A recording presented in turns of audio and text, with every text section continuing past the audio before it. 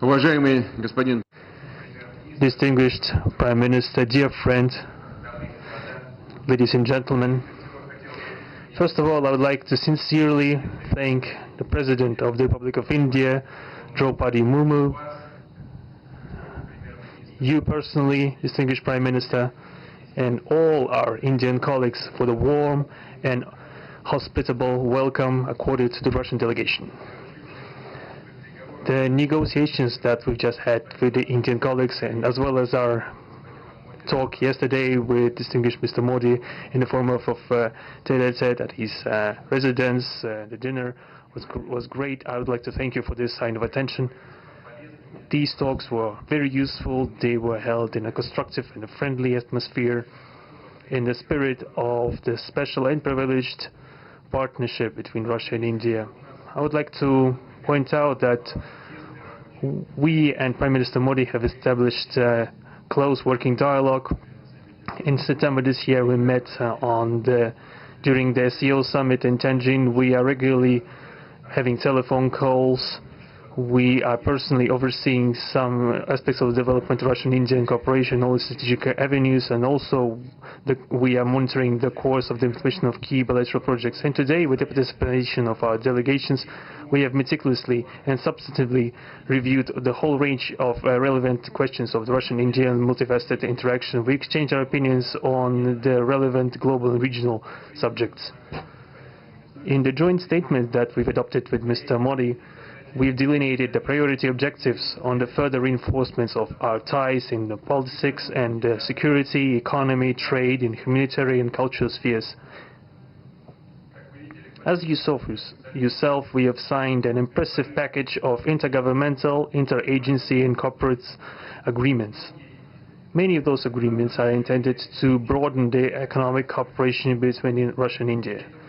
And this is entirely natural, due to the fact that our countries are important partners of one another in trade, investment, and technologies. Last year, our bilateral trade turnover has grown by 12%, setting another record. According to different data, this number may look different, but it is generally around $64 billion US. Currently, we are forecasting that the results of this year will remain at the same impressive level. At the same time, as I perceive it, we are up to the task of getting this number to the level of $100 billion. And to reach this important goal, we have harmonized the program of development of Russian-Indian economic cooperation until 2030. This comprehensive document gives us a concrete set of objectives. The Intergovernmental Commission, the ministries and different agencies of the economic bloc of both countries have set objectives to remove barriers hampering the goods flows and capitals, the implementation of joint projects and deep technology and innovation cooperation. And distinguished Prime Minister gave us a whole list of challenges that deserve the most attentive focus of our government. We will do that.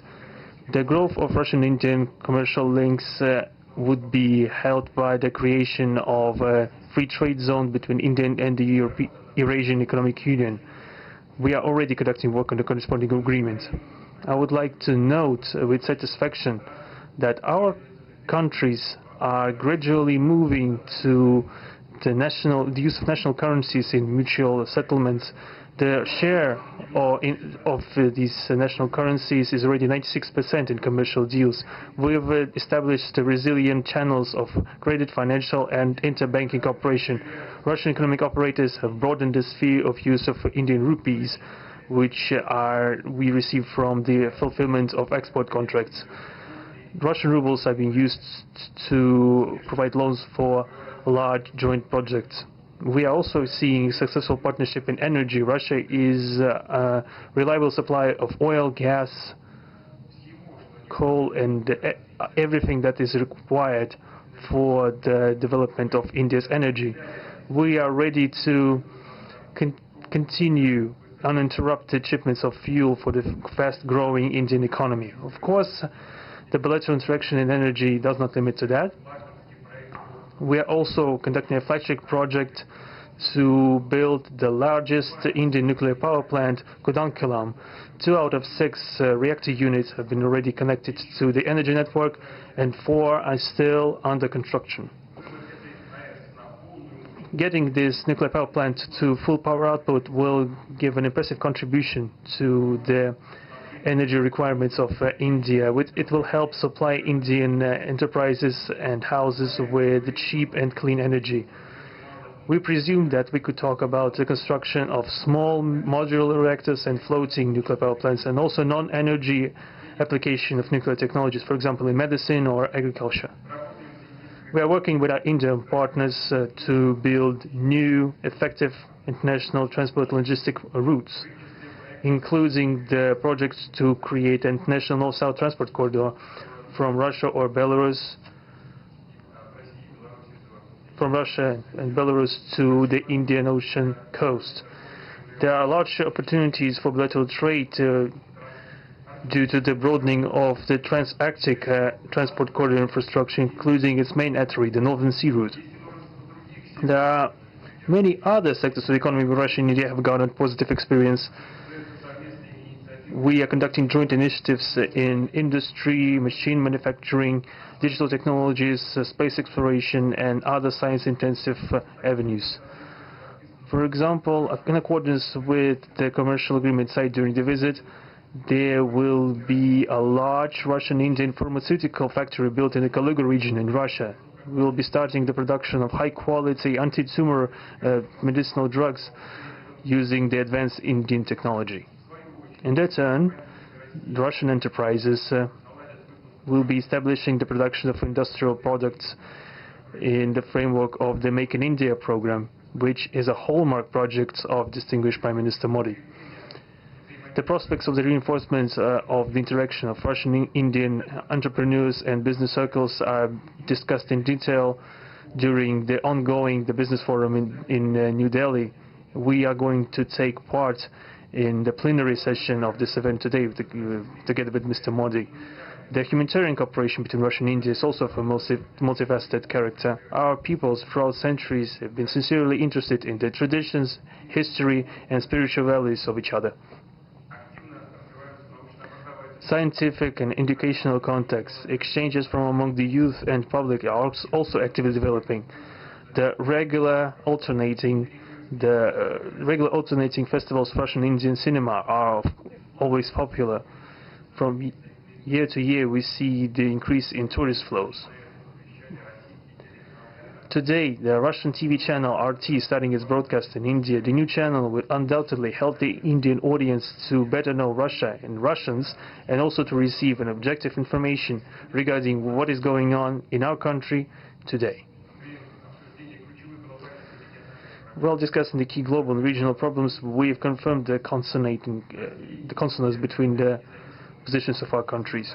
Russia and India are conducting independent and self-sufficient foreign policy together with our like-minded countries in BRICS and SCO, and from among other countries of the global majority. We are promoting the processes of forming of a more just and democratic multipolar world order.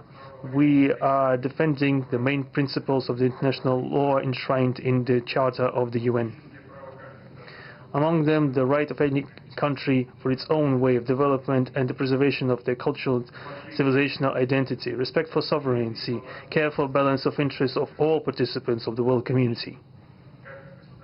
As state founders of the BRICS, Russia and India have done a lot of things, and continue to do more to increase the authority of the organization. As you know, next year India will assume the chairship, and the BRICS will provide all necessary assistance to our Indian friends in the work on the relevant BRICS agenda. I would like to point out Russia and India are traditionally closely cooperating in the military technical sphere. Our country, for the last half a century, has been helping to arm and modernize the Indian Army, including the air defense forces, aviation, and the Navy. In general, we are undoubtedly satisfied with the results of the negotiation we just had. We also, ahead of us, we have the meeting with the President of India, Madam Murmu. But even now, I can express my confidence that the current visit and the agreements reached will help the further deepening of the Russian-Indian strategic partnership for the benefit of our countries and the peoples of India and Russia. Thank you for your attention. Thank you, sir. That concludes the press statements. Ladies and gentlemen, thank you for your presence.